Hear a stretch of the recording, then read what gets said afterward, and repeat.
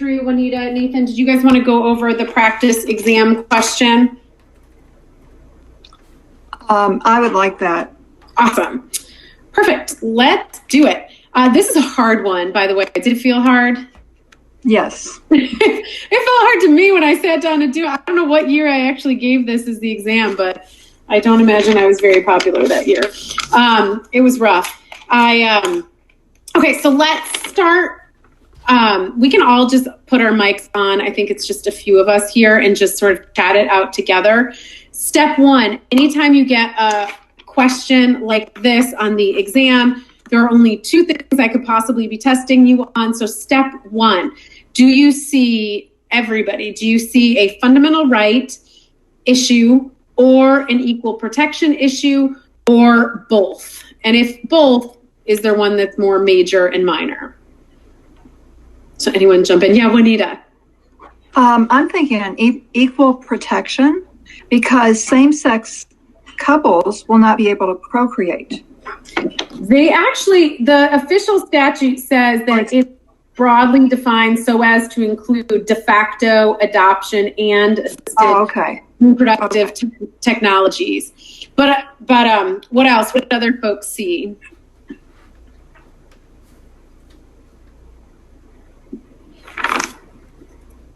We'll take it one by one. Does it infringe on fundamental rights? Well, could I try again? Oh, of course. If procreation is a fundamental right, I think, and if you're told that you have to do it, that seems like an infringement. Absolutely. Good.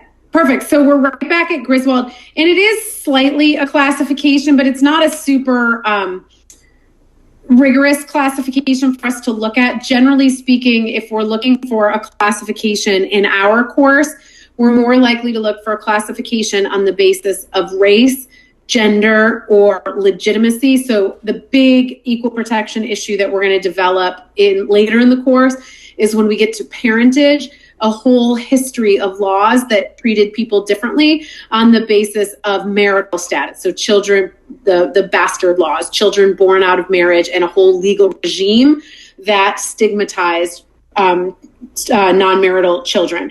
So for us, it would be race, gender, and non-marital children. And this doesn't, in the end, you're right to stop and pause as to whether it raises issues for same-sex couples. And if it did, then we'd have a really fun and interesting question about whether same-sex couples get heightened scrutiny or not. But the big issue that Juanita points out beautifully is that this is an infringement on a couple's right or an individual's right to direct their procreative choices. Perfect. So fundamental right, what is the first step we ask in a fundamental rights analysis is what is the government's objectives? Anybody? So why did the government here do what it did? What good thing did it think it was helping?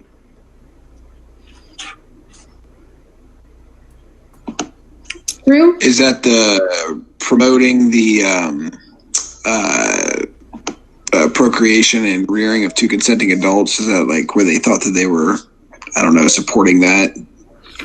That's exactly right. And child rearing in the context of marriage. And the legislature here is clear to say marriage of any gender, but in the context of marriage. So all you have to do to get these points is just extract. Why did the government do what it said it was doing? Next, is that a compelling government interest? In our fundamental rights analysis, we need to say if it's compelling. All three of us together, is it compelling government interest to... No. No. I don't know. You don't think it's a compelling government interest to raise children in a stable environment in the context of marriage?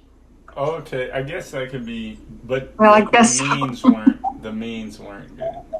There's definitely at least a counter argument, and it's tricky here because in most of the circumstances, the way the court does the thing goes way overboard. But you would don't worry about getting the answer right. Worry about making the competing arguments. The government will always argue that there is a compelling interest in this. And all you have to do to get your exam points is cite to what I tell you. And so I told you, the committee heard data from social scientists, economists, and psychologists describing how parenting within marriage is the most productive and stable way to raise children. So a little bit of this is just pulling the content that I give you and putting it in the test properly. So the government would say, whether we agree or not, the government would say that it is compelling because social scientists, economists, and psychologists describe this. The petitioners will always argue that the interests are not compelling to do what the government has said it's going to do. So that's step one. And in the end, this is going to swiftly fail on step two either way. So whether it falls on both 1 and 2 or just 2, you'll see and watch this as we move forward throughout the course, because you'll see lots of courts saying, oh, hell, let's just assume it's compelling and let's really get at whether the means chosen are narrowly tailored. And a lot of courts punt on because a lot of these involve values and a question of whether, this is how the state should be regulating and this kind of like moral judgment. And so you'll see a lot of courts just punt and say, the government says it's compelling, let's just take it at its word and let's move on to the next element where it's going to fail. Next, in our methodologies, the next thing we look at is whether the means chosen by the government to achieve that compelling government purpose are narrowly tailored. So I think it's helpful if you're making a flow chart to stop here and say explicitly, what means did the government adopt to do what it's doing? What does the statute actually say? Anybody?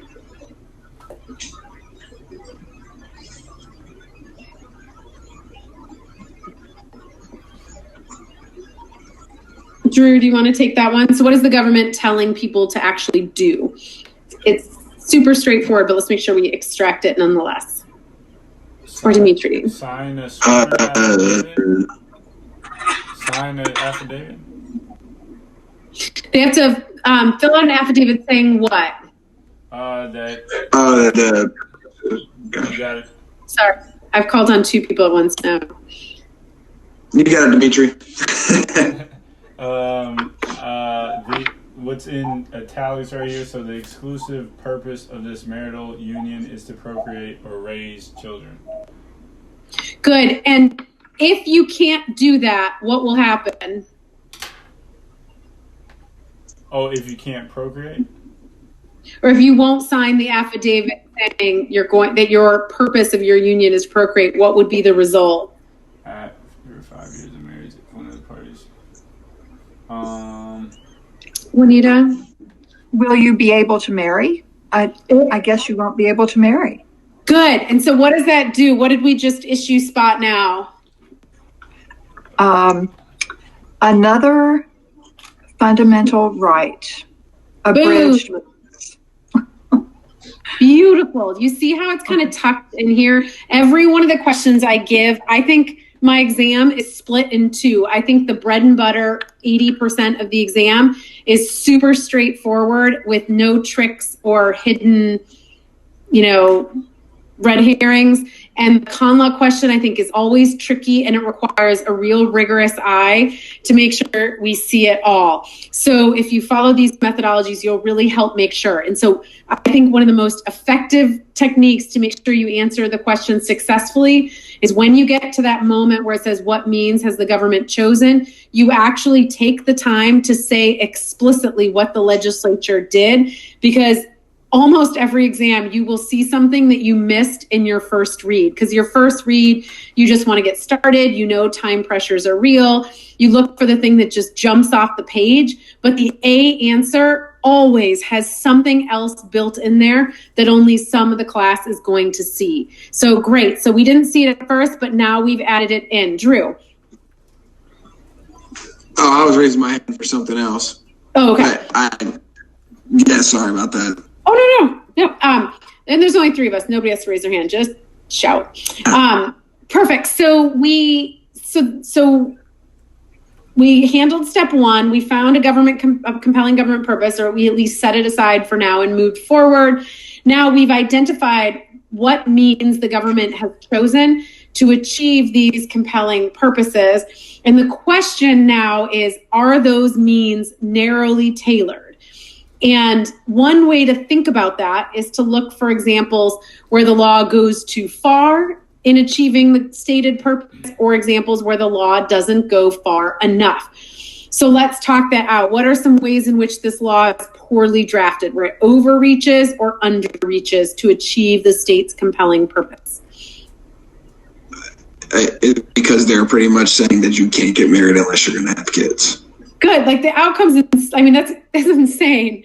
I mean, every law, every exam that you'll read of mine, you can just assume they're all unconstitutional. It's really just a effort to show why, using rigorous methodologies, don't quibble too much. They're all wildly unconstitutional. But yeah, the idea that you can tell someone you can't marry, or to tell someone that the entire purpose of their marriage has to be for this one thing, is utterly absurd. And of course, it's only going to sweep in people who are heading into marriage without regard to people who are already married. And it doesn't do anything to address people, who are not married, who are procreating. What else? What are some other gaps where it's over or under inclusive? Is it also as well because it's alienating same-sex couples that aren't able to procreate? It could be. It's actually pretty inclusive of same-sex couples. It tries to be, and because it's definitely acknowledging that it's not just procreate in a traditional sense. We would accept child rearing in any sense. Perfect background track to talk about child rearing. Sorry. No, it's perfect. Any other examples, like who's in or who's out? Think about age. Think about second marriages. Think about other ways in which this is just way too poorly drafted. Oh yeah, like you said, so someone who's not able because their age, so they wouldn't be able to. Elderly people. What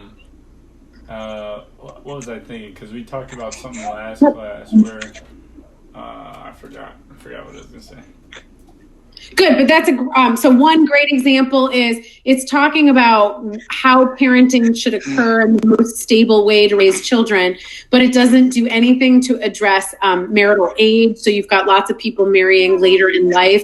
There's no way social science or economists would say that that's the most stable way to raise children. It would raise all sorts of health issues. Another argument you might make Sorry, he just woke up from his nap. He fell asleep in the middle of the class. Oh, I'm offended. So another way we might think about it is, what about single parents whose marriage you might be now rearing children in a new marriage.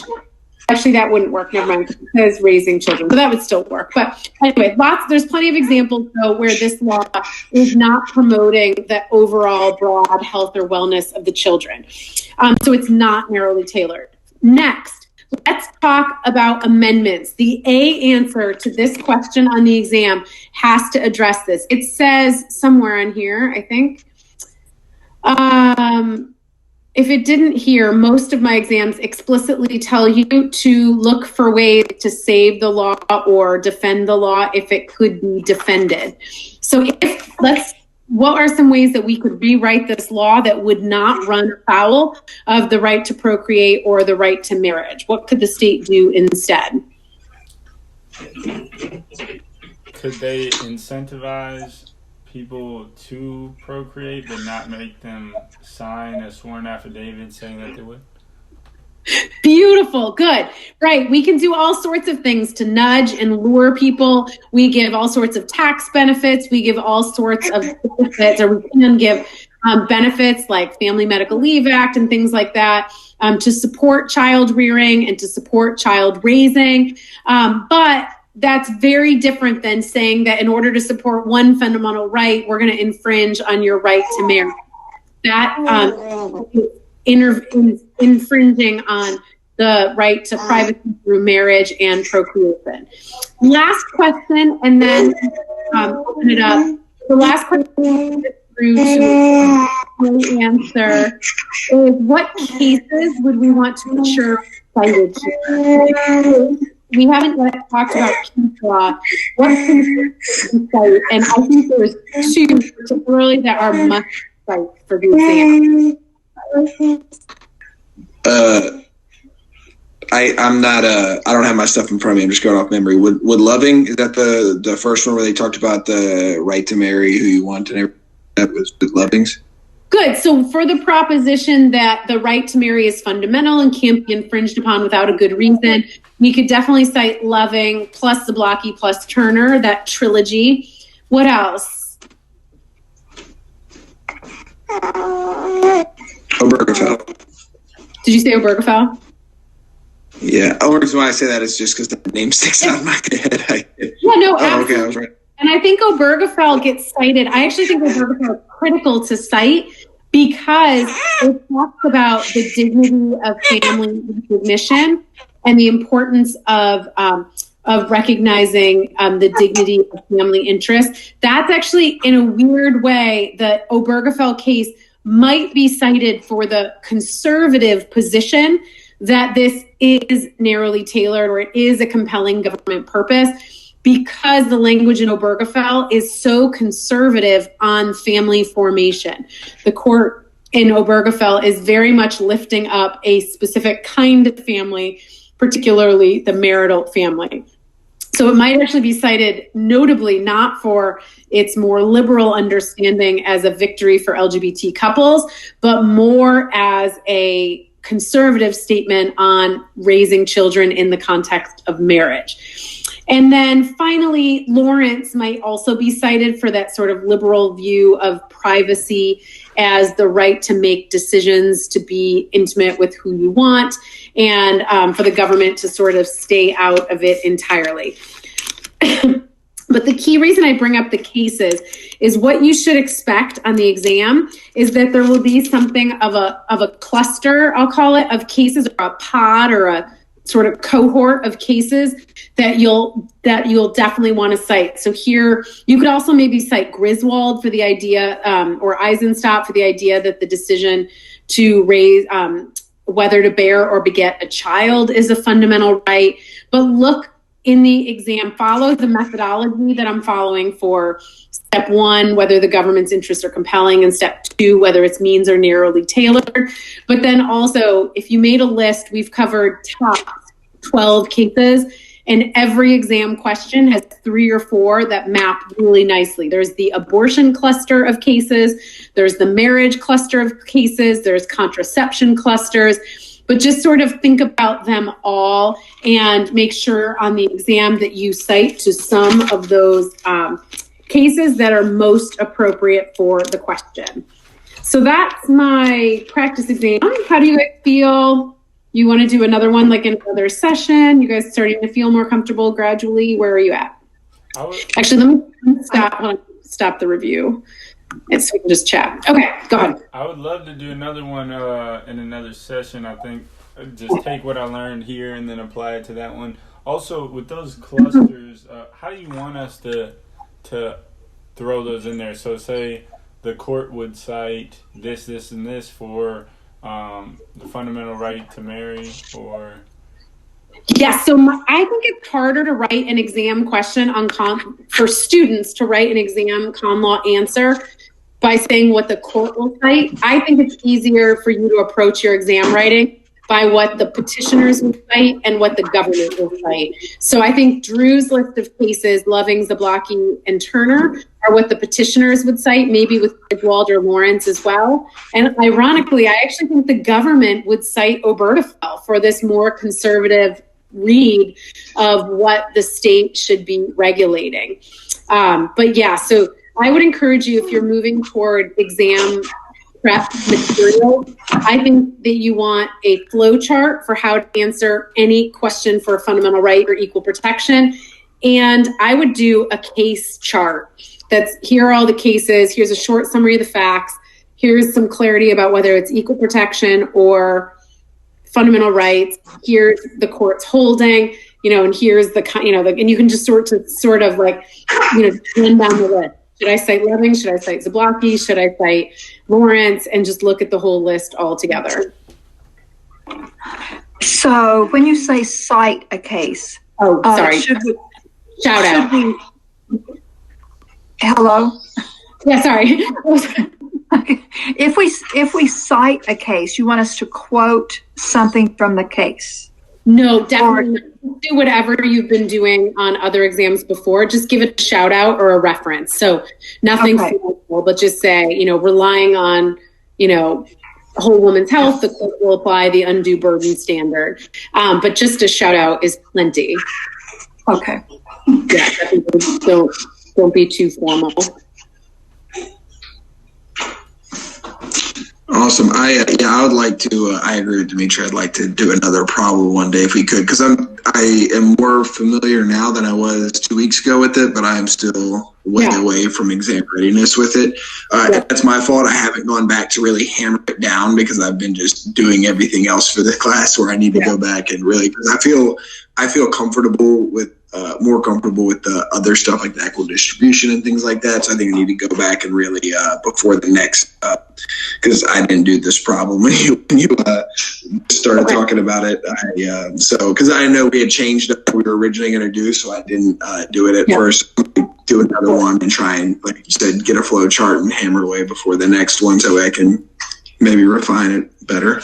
That sounds awesome. I'm going to give it a couple more weeks because in the next couple of weeks, a bunch of the cases keep practicing. In the custody cases, it's in the child support cases, it's everywhere.